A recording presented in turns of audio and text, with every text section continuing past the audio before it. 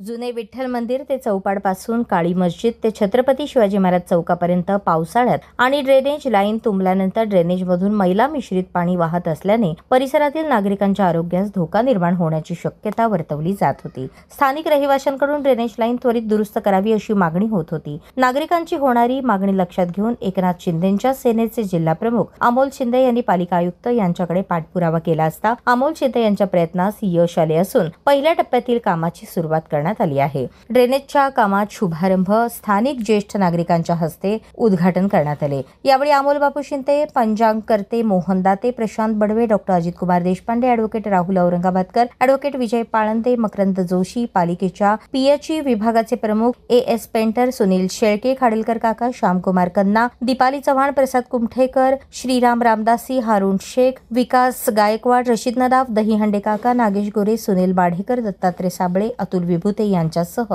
मान्यवर व परिसरातील नागरिक उपस्थित होते।